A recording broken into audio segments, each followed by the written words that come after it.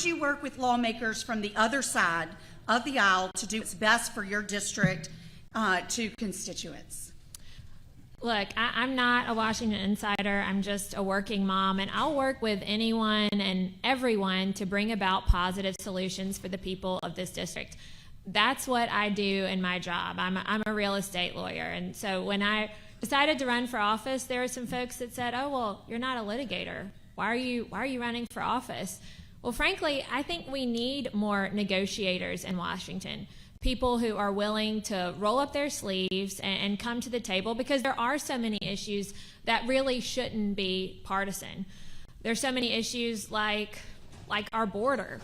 We should all recognize the importance of a secure border.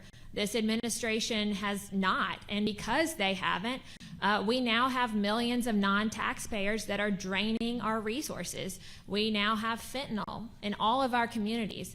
80 to 90% of fentanyl precursors are made in China. They cannot legally be imported into the United States, so they are coming directly across our southern border due to the open border policies of the Biden-Harris administration, and my opponent would be a rubber stamp for those policies. Additionally, we heard from Border Patrol earlier this week that there are hundreds of thousands of criminals who have come across our border. 13,000 folks that have been accused of murder have come across our border. Over 60,000 burglars. We've seen the rise of sex trafficking. My own godbrother here in Montgomery died of fentanyl overdose, and that fentanyl is directly coming across our border. So when it comes to the issue of our border, our economy, our military, we don't need more Washington insiders who are engaged in the gridlock that we've seen for the past decades. We need more folks who are real people, who are going to Washington to bring about real results for the people of this district. Thank you, Shamari. As a child, I remember hearing my father one day use the word statesman. And in my youthful ignorance, I guess, as a young kid, I didn't understand what it meant. Isn't everybody a statesman? Like, everybody's from a state. But as I got older, I understood what that meant. That meant you represent the interests of the people that are responsible for you being you in the first place, the people that call the same place as you home.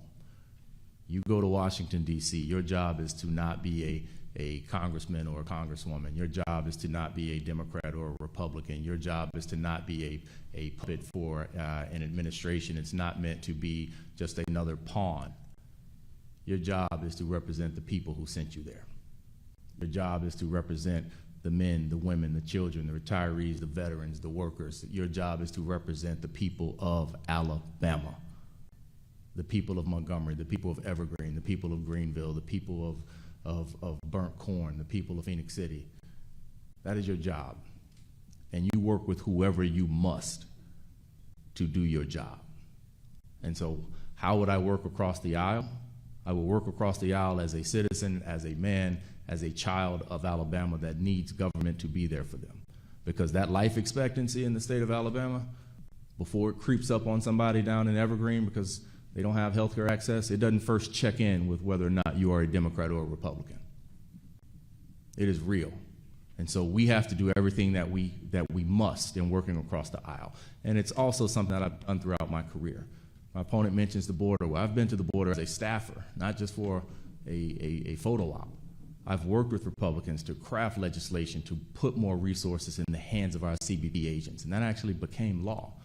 So these are issues and things that we must work across the border on, across the aisle on. But first and foremost, your job is to be a statesman and represent the people here.